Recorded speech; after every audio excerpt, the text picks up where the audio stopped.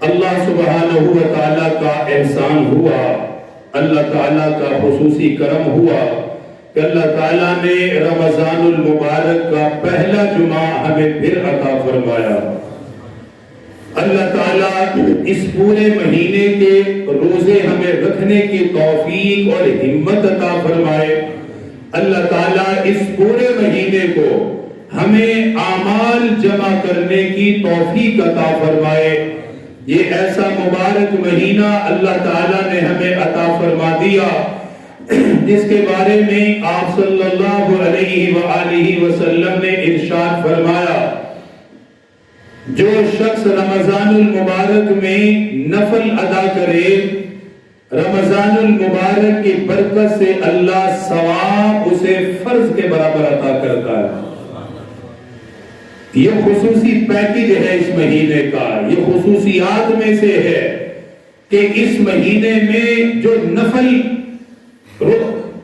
نفل پڑھتا ہے، نفلی عبادت کرتا ہے، اللہ تعالیٰ غیر رمضان کے فرض کے برابر اسے اجر عطا فرماتا ہے۔ اور اس مہینے میں جو ایک فرض ادا کرتا ہے، اللہ تعالیٰ غیر رمضان کے 70 فرضوں کے برابر اجر عطا کرتا ہے۔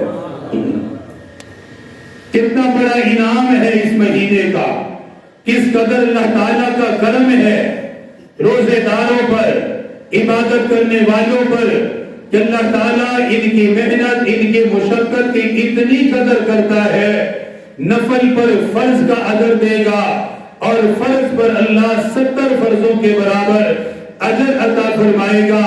پھر محبوب صلی اللہ علیہ وآلہ وسلم نے ارشاد فرمایا، جیسے ہی رمضان المبارک کا چاند نظر آتا ہے، اللہ تعالیٰ امت مسلمہ کے لیے جنت کے 8 دروازوں کو کھول دیتا ہے،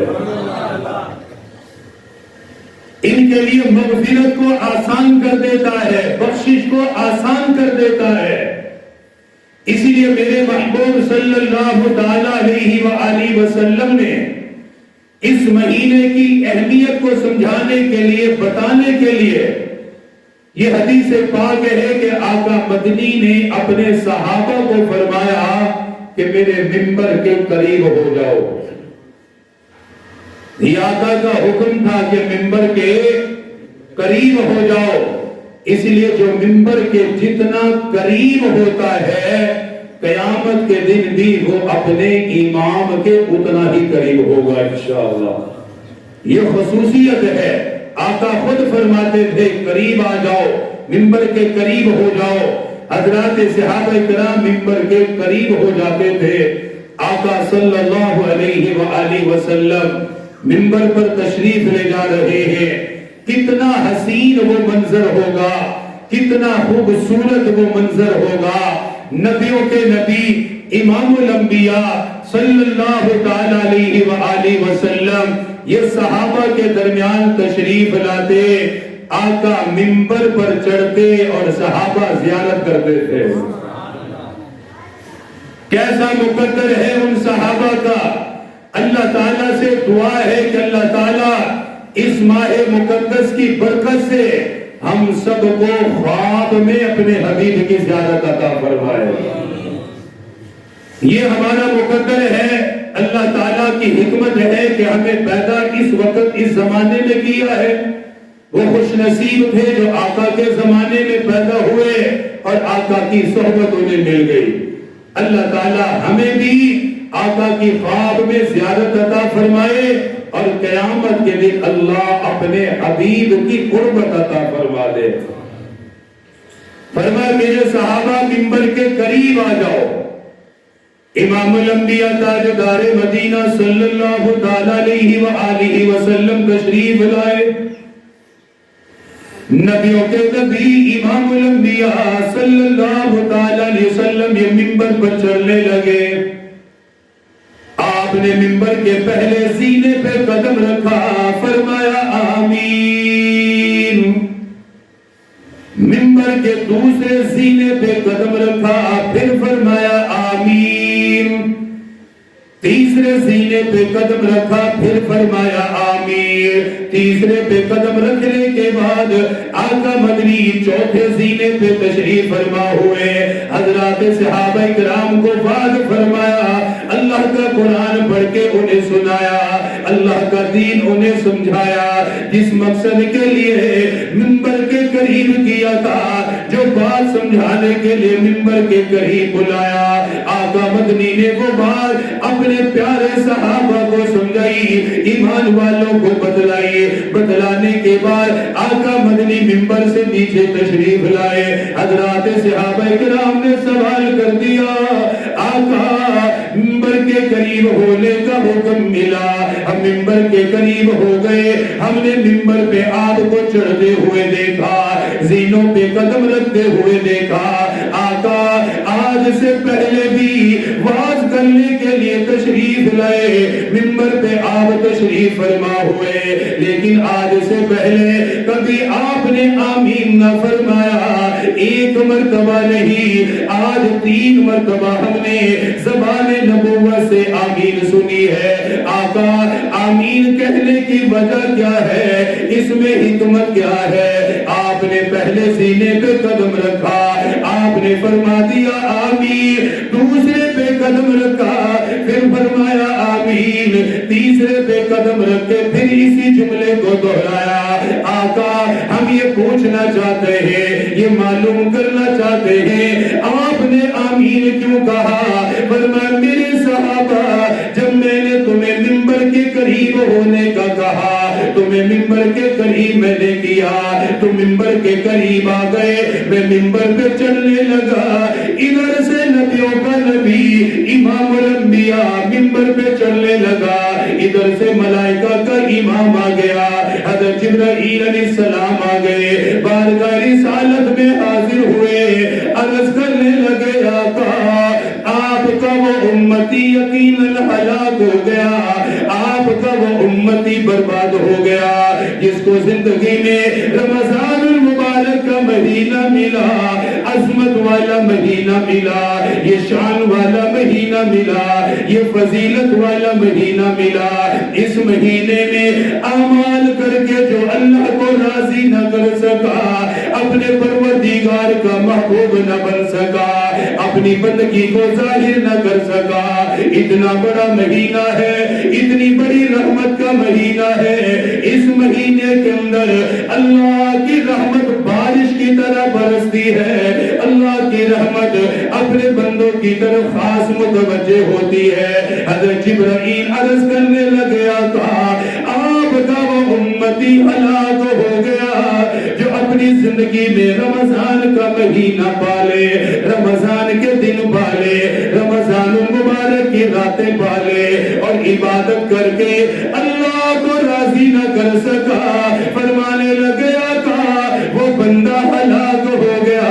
میرے محبوب نے فرمایا آمین. فرما میرے صحابہ پہلے زینے پہ میں نے قدم رکھا, جبرائیل کی پہلی بدعا آئی, جو رمضان المبارک کی قدر نہ کرے گا, جو رمضان کے روزے نہیں رکھے گا, جان بوجھ کے چھوڑنے والا, جان بوجھ کے سستی کرنے والا, لاپرواہی کرنے والا, کوتاہی کرنے والا, اس کے لیے ہلاکت کی بدعا فرمائی. بدعا کرنے والا فرشتوں کا امام ہے, بدعا کرنے والا انبیاء پر وحی لانے والا حضرت جبرائیل علیہ السلام ہے. بدعا اس فرشتے نے کی جو اللہ کا قرآن لے کر آیا, جو تورات کو لے کر آیا, جو زبور کو لے کر آیا, جو انجیل کو لے کر آیا. ہر نبی سے جو ملتا رہا, ہر رسول سے ملتا رہا, ہر پیغمبر سے ملاقات کرتا رہا, ہر نبی کی خدمت میں آتا رہا. میرے آقا کی خدمت میں 23 سال مسلسل آنے والا, 23 سال کا عرصہ, دن کے وقت بھی آقا کی خدمت میں آئے, رات کے وقت بھی آقا کی خدمت میں آئے. اتنا بڑا فرشتہ ہے. عرض کرنے لگا وہ بندہ ہلاک ہو گیا جو رمضان المبارک میں مغفرت نہ پا سکے. بدعا دینے والا فرشتوں کا امام ہے, آمین کہنے والا نبیوں کا نبی امام الانبیاء ہے. فرمایا پہلے سینے پہ میں نے قدم رکھا, رمضان المبارک کا ذکر ہوا. ظاہر سی بات ہے وہ بندہ ہلاک ہے جو اس مہینے میں بھی اللہ کو راضی نہ کر سکا, بندگی نہ کر سکا. فرمایا میرے صحابہ, میں نے دوسرے سینے پہ قدم رکھا, منبر کی دوسری سیڑھی پہ میں چڑھا.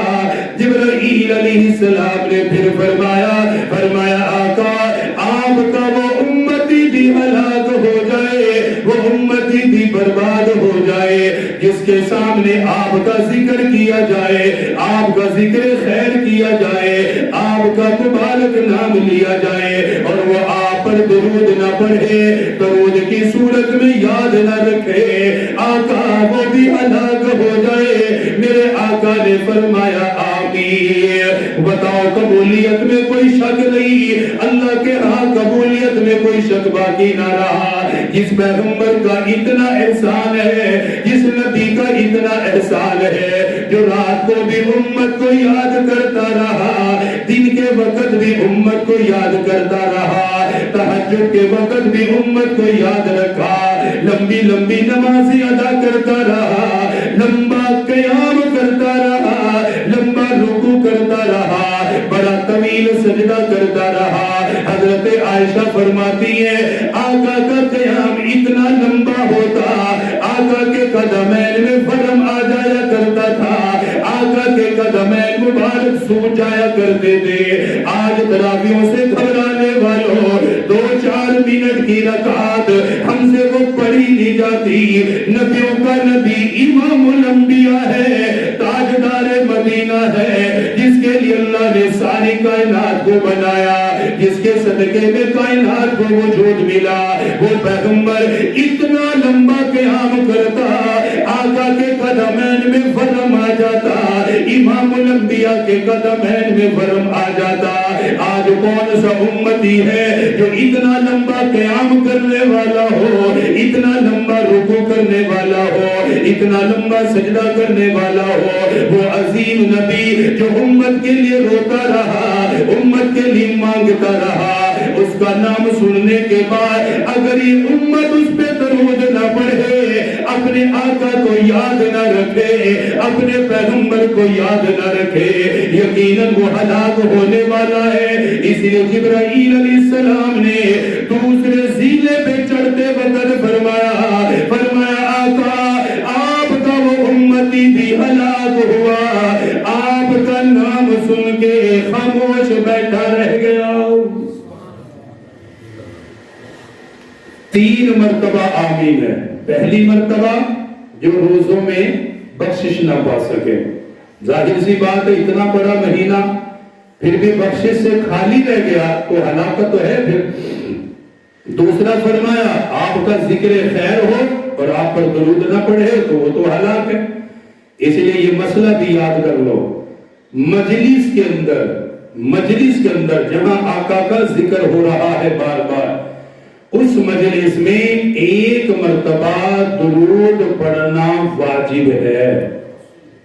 کیا ہے؟ واجب ہے. 1 مرتبہ پڑھنا واجب ہے.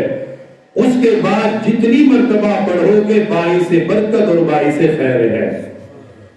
1 مرتبہ تو پڑھنا ہی پڑھنا, اگر نہیں پڑھیں گے تو واجب چھوڑنے کے برابر گناہ ملے گا, اور یہ جہنم کی وعید ہے اس کے لیے. اس لیے جمعے کے بیان میں, محفل میں, جہاں بھی اللہ رسول کا ذکر ہو رہا ہو, کم از کم 1 مرتبہ تو صلی اللہ علیہ وآلہ وسلم پڑھ لو سارے مل کر, صلی اللہ علیہ وآلہ وسلم. آپ پر بھی درود و سلام پڑھنا ہے, آپ کی اہل بیت پر بھی پڑھنا ہے, پھر یہ مکمل اور کامل ہو جاتا ہے.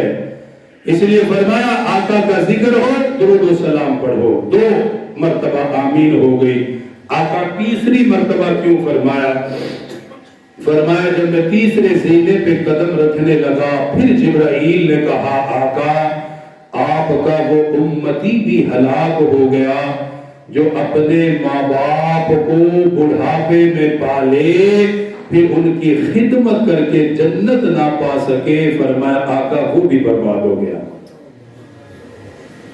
بوڑھے ماں باپ ہیں، بوڑھی ماں ہے جسے آج اولاد کی ضرورت ہے، بوڑھا باپ ہے جسے آج اولاد کی ضرورت ہے، فرمایا جو ان کی ضرورت کا خیال نہ کر سکے، بوڑھی ماں ہے، بوڑھا باپ ہے، ساری زندگی اس اولاد کو کھلایا پلایا رکھا سنبھالا، ساری خواہشات کو پورا کیا، اگر یہ اولاد ان کے بڑھاپے میں ان کو خوش نہیں کر سکتی، فرمایا آقا پھر اس کی ہلاکت میں کوئی شک نہیں ہے۔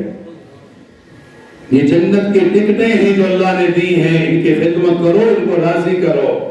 یہ کچھ بھی کہیں، ماں ماں ہے، باپ باپ ہے، اچھے طریقے سے پیار سے سمجھا دو، کوئی بات کرنے والی ہو پیار سے سمجھاؤ، ڈانٹ ڈپٹ کرنا جھڑکنا ان چیزوں سے ان کے دل پھٹ جاتے ہیں۔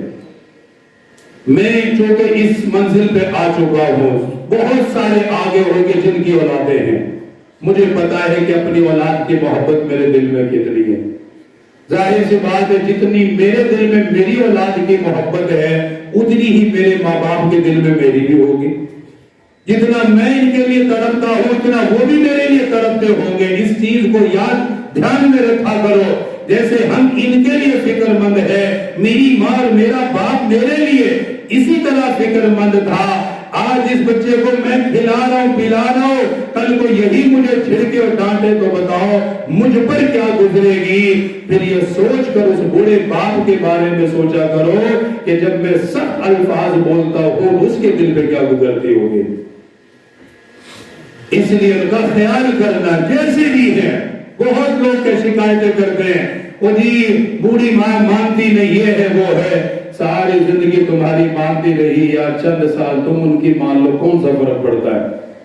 کرنا تو تم نے اپنی مرضی سے ہے، باقی تھوڑا بہت چلو ان کے سے۔ بہرحال یہ تین آپ نے بددعائیں فرمائی، اب مجھے یہ بتاؤ بددعا دینے والا فرشتوں کا امام ہو، آمین کہنے والا نبیوں کا نبی امام الانبیاء ہو، بتاؤ اس دعا کی قبولیت میں کوئی شک ہو سکتا ہے؟ کوئی شک نہیں ہے بھائی، کوئی اٹل فیصلہ ہے۔ اس لیے ہم نے رمضان المبارک کو اپنے لیے کیا بنانا ہے؟ قیمتی بنانا ہے۔ آقا پر کیا کرنا ہے؟ درود پڑھنا۔ نمبر 3 اپنے ماں باپ کی خدمت کرنی ہے۔ آقا مدنی